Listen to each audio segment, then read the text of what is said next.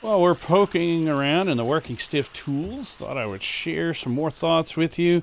This time, some friends this weekend found out that they are having a baby. They are recently married and having a baby, and that is absolutely wonderful news. I'm happy for them. However, many of you might not know what it really costs to have a kid these days. That obviously has a huge impact on your budget, and you need to respond accordingly. My wife and I, we did not have a clue when we had our first kid. And I've got some stories I could tell about that, but maybe another time. For right now, I wanted to get into a little bit of the math, a little bit of the numbers, because that is probably what you're the most interested in hearing about. Now, I'm not going to spend too much time on just, the costs of the birth and whatnot. Depends on whether you've got insurance. It depends on whether there's any complications with either the baby's health or the mama's health. We, of course, hope that's never the case, but it does tend to happen.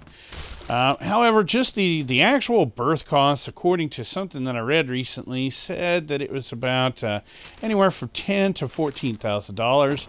I'm sure it matters where exactly you live as to whether those costs are low, high, or spot on for you. To be honest, that seems a little low. I could share sometime my experience with a couple of our births, but beyond that, you got the other things that go into having a kid. Of course, you need to have a car seat. That could be $100 to $300, and you got to have one of those actually before you pick up mom and baby from the hospital. Kind of forgot the car seat when our youngest was born. I was just pretty much a mess for that. But anyway, so car seat, $100 to $300. All right, well then you got to decide, hey, are we doing breastfeeding or are we doing formula for the kid? Oh, okay, well if you're doing formula for the kid, according to something else I read recently, that could be about $25 a week. That should be a can that's lasting you about a week. Which means that food costs for the baby are going to be $100 or more a month. Okay, and then of course there's the ever popular diapers. You and your wife can have the fun debate over, are we going with cloth diapers or disposable diapers? Well, if you're going with disposable, I highly recommend a club membership like Sam's Club or Costco. Get them the lowest price you possibly can, because that's going to be about $80 a month. So just some of the basics, just to keep the baby alive. No extras, no toys, no swings, no gates, no childproofing of the home, none of that stuff, which of course factors into it too. Just the basics is going to cost you about $2,500 a year. That's right, $2,500. Okay, so you're probably thinking, oh, well, I thought it was going to be worse than that. Oh, well, hold on. See, you and your spouse need to decide, hey, are we going to both of us continue having a career? Am I going to be a stay-at-home mom? Are you going to be a stay-at-home dad? What's the case going to be with that? Because child care costs is most expensive when your child is the youngest. So newborns, as you can imagine, way more labor intensive, so they charge more for taking care of newborns at a daycare or whatever. I'm told that the average, I never did empty my pockets. I'm told that the average daycare costs, again, depending on your area, is about $340 per week. You heard me right, $340 per week. So it really becomes a serious discussion. Is both of you working while the baby is so young? Is that even going to be cost effective for your budget? In most cases, it's not. Especially if one or the other of you is working some sort of minimum wage job. Now, just in case you are scared to do the math yourself, $340 a week times 52 weeks in a year is $17,000 to $18,000. That, my friends, is a lot of money. A lot of money, especially when you take into account that you are having someone else raise your child. So I'm not trying to discourage anyone. I'm happy for you. I want to encourage everyone. A child having kids has been one of the best things to happen to me. It is by far extremely rewarding. They are tons of fun.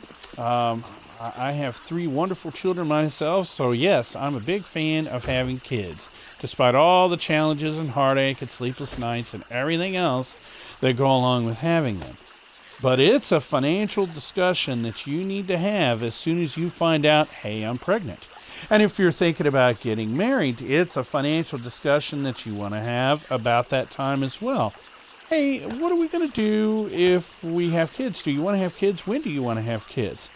Do we have enough time to, grow a little bit in our career before we have kids? Or is that something that we want to do right away?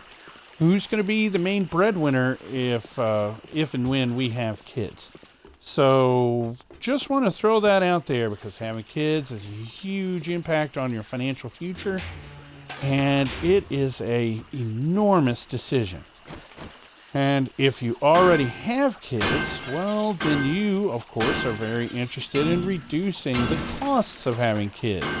Maybe you want to consider cloth diapers instead of disposable diapers. Okay, well, be sure you take into account the increased time and effort that it's going to take, throwing that in the washer and dryer every week, or the service that you're going to take advantage of to take care of those cloth diapers, etc., etc. Okay? Food.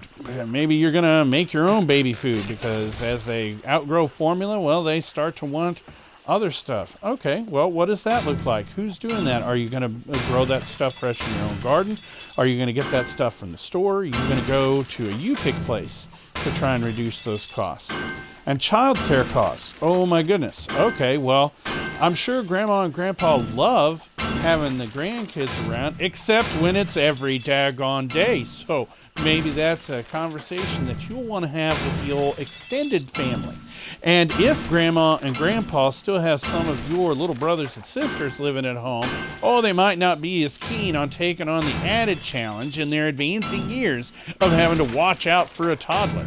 So, yeah, that one little thing all of a sudden becomes a great big deal and a great many discussions. It is true what they say, that it takes a village to raise children, ladies and gentlemen. And so please, have a serious sit down with your partner, spouse, significant other. Have that discussion about kids. Give some thought to planning around kids.